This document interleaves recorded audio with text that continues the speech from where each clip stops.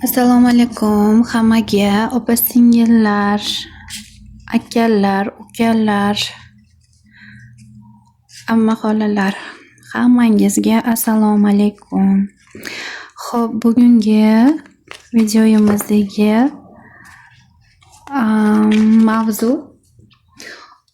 u men haqimda nima deb o'ylayapti, uning men haqimdagi fikrlari, o'ylari, xayollari. Xo'p, bu safar bitta variant bo'ladi. Ko'pchilik ko'p variant yoqtirmayapti.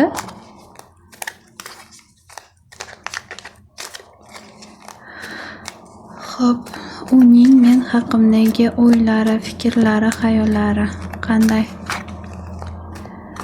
Mana shu videoni ko'rayotganlarni, sevgan insonlari, xayolidagi, aqlidagi insonlarini fikrlari, o'ylari, xayollari nima haqida, nimalarni o'ylayapti? Shu videoni ko'rayotgan insonni, sevgan insonni, shu inson to'g'risida.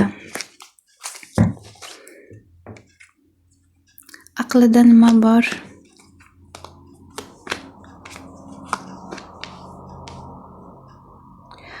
Aqlida qayergadir yo'l chiqyapti. Yo'l bor, qayergadir ketishni, uzoq bo'lmagan yo'l ya'ni. Yoki hayotida nimanidir o'zgartirmoqchi, shu haqida o'ylayapti. Va yangi boshlanish qilmoqchi. Xo'p, nimanidir uddasidan chiqmoqchi, o'ziga bo'lgan ishonchi biroz past, lekin qo'lidan keladi, harakat qilyapti. Bu nima bilan bog'liq? Bu finansiy holati bilan bog'liq o'xshayapti. Qalbida sizga nisbatan nima bor? Hozircha aqlida finansiy holati, ishi, shu to'g'risida, hayotini o'zgartirish, hayotidagi vaziyatini o'zgartirishga bo'lgan harakatdaligi aqlida hozircha. Xo'p, qalbida sizga nisbatan nima bor? Sevgi bor. Xayol suryapti, nimalarnidir amalga oshmasligini biladi, lekin o'zini o'zi aldayapti.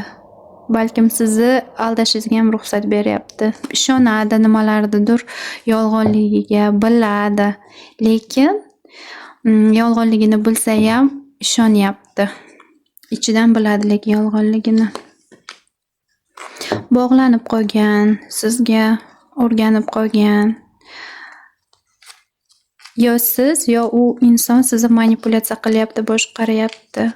Bir-birlaringga bog'lanib qolgansizlar va shu orqali sizni boshqarishga harakat qilyapti. Yo siz harakat qilyapsiz boshqarishga, yo boshqaryapsiz yoki u. Xo'p. Amalda nima qiladi? Amalda nima qiladi sizga nisbatan?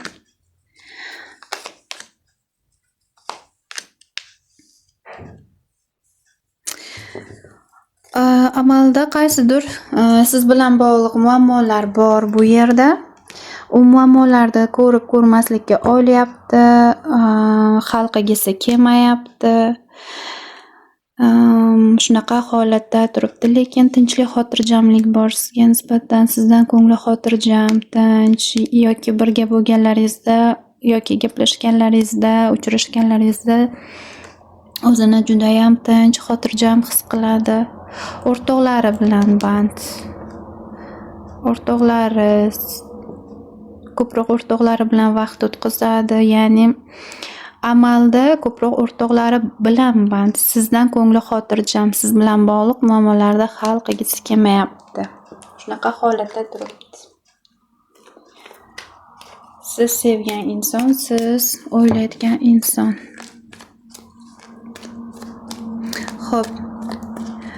Bu vaziyat o'zgaradimi? Nimadir qaror qabul qiladimi sizga nisbatan?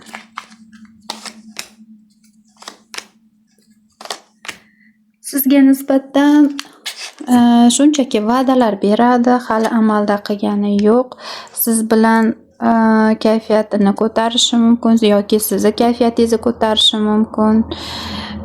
Oralaringda biroz gap qochishi mumkin. Agar urushmasalaringiz, bu inson biroz qiziquvchan, yangilikka intiluvchan, o'rganishga bo'lgan ishtiyoqi kuchli inson va shunga bo'lgan harakatini ko'rsatyapti. Hamda biroz urushqoq, fikrlaring bitta joydan chiqmasligi mumkin, lekin sizni kayfiyatingizni ko'taradigan, qanaqadir sizni xursand qiladigan yo'llar bilan sizni xursand qiladi, kayfiyatingizni ko'taradi. Xo'p, bu inson bilan taqdirlaring birgami? Bu inson bilan taqdirlaring birgami?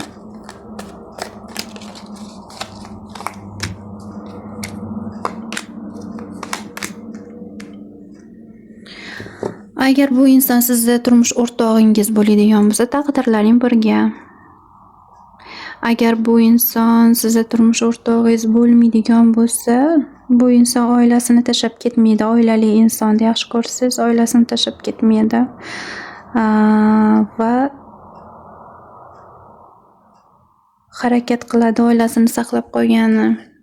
Hech kim uchun oilasini tashlab ketmaydi agar oilali inson bo'lsa. Agar yo'q, bu inson sizni turmush o'rtog'ingiz bo'ladigan bo'lsa, turmush o'rtog'ingiz bilan taqdirlaring birga turibdi. Agar bu unashtirilgan insoningiz, turmushga chiqishingiz kerak bo'lgan inson bo'ladigan bo'lsa, taqdirlaring birga turibdi. Xo'p, o'zi qolganda, yolg'iz qolganda o'rtoqlarisiz, atrofidagi insonlarsiz bir, o'zi qolganda nimalarni o'ylaydi siz to'g'ringizda?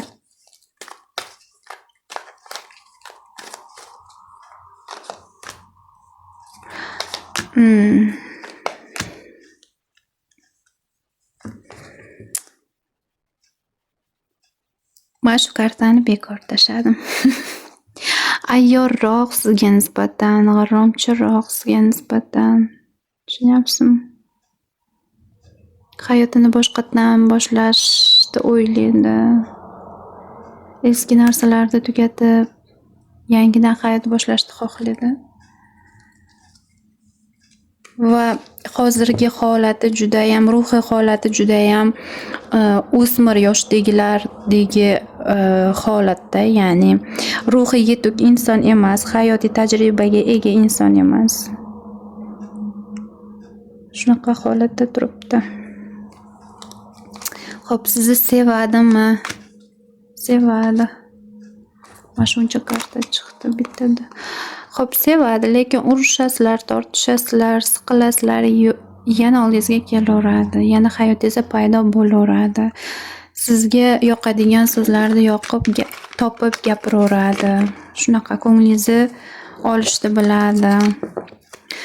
Ozgina mehr ko'rsatsa, ozgina yaxshi gapirsa, hamma sizni siqilganlaringiz, o'ylaganlaringiz, u to'g'risida jahlingiz chiqqanliklari esingizdan chiqib ketadi.